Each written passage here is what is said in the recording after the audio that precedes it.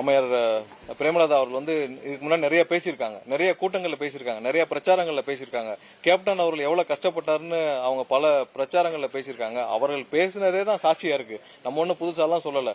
ஒவ்வொரு நாளும் அவர் கேப்டன் விஜயகாந்த் அவர்கள் எவ்வளவு தூரம் கஷ்டப்பட்டார், அவருடைய கட்சி எவ்வளவு கஷ்டப்பட்டுச்சு, அவருடைய அரசியல் வாழ்க்கையை அவர் வந்து பொது வெளியில அவர் எவ்வளவு தூரம் வந்து அவர் அவமதிக்கப்பட்டாரு, அவர் இவன் தாக்கப்பட்டார், பல இடத்துல தாக்குதல் முயற்சி அவர் மீது நடந்தது. ஒவ்வொரு நாளும் கோர்ட்ல தான் அவருடைய வாழ்க்கையை கழிச்சார். அவர் எவ்வளவு கஷ்டப்பட்டது எல்லாருக்குமே தெரியும். அது அவங்களே வந்து பல மேடைகள்ல சொல்லியிருக்காங்க. இந்த கூட்டணி, அதாவது இவர்கள்லாம் சேர்ந்து ஒரு கூட்டணி மேடையில உட்கார்றப்ப மக்களுக்கு எப்படி தெரியும்ன்றதா அவங்களுக்கு இன்னும் புரிஞ்சு கொள்ளல. இன்னும் மக்கள் வந்து இவங்க மாதிரி ஒன்னு 25 கட்சியை சேர்த்து நீங்க ஒரு கூட்டணி ஃபார்ம் பண்றது பெரிய விஷயம் இல்ல.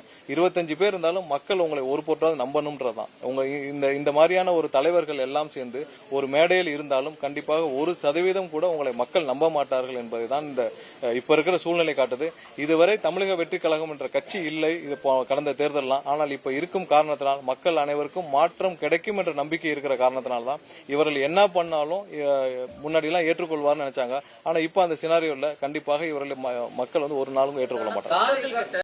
டிஸ்கஸ் பண்ணிட்டு தான் நாங்க பண்றோம். கடைக்கோடியில் இருக்க தொண்டர்களா இருக்கட்டும், நிர்வாகிகளா இருக்கட்டும், ஆலோசிச்சுட்டு தான் நாங்க இந்த முடிவுக்கு வந்திருக்குன்னு சொல்றாங்க. அப்ப அவங்க கட்சி, அதாவது குடும்பமால் நடத்தப்படும் கட்சிகள் கண்டிப்பாக எந்த தொண்டரிடம் கன்சல்ட் பண்றது கிடையாது. திமுக எந்த தொண்டர்கிட்ட கன்சல்ட் பண்றாங்க, அவங்களுடைய குடும்பத்தில் இருக்கும் அவருடைய மாப்பிள்ளையிடமோ மகனிடமோ கன்சல்ட் பண்ணுவார்கள். அதே மாதிரிதான் வந்து இன்னைக்கு இருக்க தேமுதிகவும் அவங்களுக்கு இருந்த சதவீதம், அதாவது கேப்டன் அவர்கள் இருக்கும் வரை 8% இருந்த ஒரு கட்சி வந்து இன்னைக்கு கொஞ்சம் கொஞ்சமா கரைஞ்சு 1% கீழே 0.5% கீழே போயிருச்சு. கண்டிப்பா சொல்றோம், இது எந்த விதத்திலும் அவருடைய தொண்டர்கள் யாரும் ஏற்றுக்கொள்ள மாட்டார்கள். இந்த கூட்டணி முழுவதும் நீங்க களத்துல போன பிறகு தெரியும், இவர்கள் யாரும் மக்கள் முன்னாடி செல்லுபடியே ஆக மாட்டாங்க. தேமுதிகவோட வச்சிருக்க இந்த கூட்டணி வந்து காங்கிரஸுக்கு வச்சிருக்க செக்கா நீங்க நினைக்கிறீங்களா? இல்ல, அவர்கள் இது முதலாவதா திமுகவுக்கான தோல்வி பயத்தை காட்டுது. ஏன்னா திமுக வந்து எல்லாம் இருந்தும் நாங்க வலுவான கூட்டணி இருக்கோம்னு சொல்றாங்க. வலுவான கூட்டணி இருந்தும் மேலும் ஏன் அவர்கள் வந்து இன்னைக்கு இறங்கி போய் அவர்கள் எதிர்க்கக்கூடிய ஒரு கட்சியை நாடி அவங்க கூட்டணி வைக்க வேண்டும். சோ அவங்களுக்கு வந்து முழுவதும் அவங்க இந்த தேர்தலில் மக்கள் அவங்க மீது இந்த நம்பிக்கை இழந்துட்டாங்கன்னு தான் இது காட்டுது. இந்த தேர்தலோட திமுக வந்து இந்த கூட்டணி 2011 என்ன மாதிரி ரிசல்ட் வந்துச்சோ அதே ரிசல்ட் தான் இந்த தேர்தலையும் வரப்போகுது. கண்டிப்பா 34 தொகுதி அதிகபட்சம். எங்க எல்லாருடைய ரிப்போர்ட்டும் அப்படிதான் இருக்கு.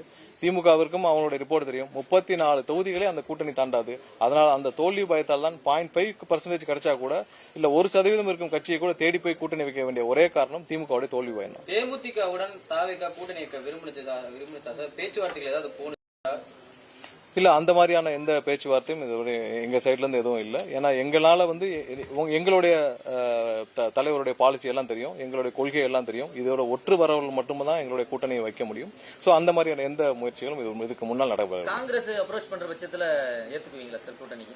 இல்ல, கூட்டணி சம்பந்தப்பட்ட எந்த விஷயமும் ஏதாவது ஒரு முடிவுகள் எடுக்கப்பட்டால் எங்களுடைய தலைவர் தான் அறிவிப்பார். அதுக்குன்னு காலகட்டங்கள் இருக்கு, இன்னும் 2-3 வாரங்கள் இருக்கு. கடந்த தேர்தல்கள் எல்லாரும் பார்த்திருப்பீங்க, நாமினேஷன் தாக்கல் ஆரம்பிச்ச பிறகு கூட நமக்கு நேரங்கள் இருக்கும். கடைசி நாள் வரைக்கும் கூட கூட்டணி மாற்றங்கள் இருக்கும். கடைசி நாள் கூட வேட்பாளர் அறிவிக்கப்பட்டு எல்லாரும் நாமினேஷன் தாக்கல் பண்ணிருக்காங்க.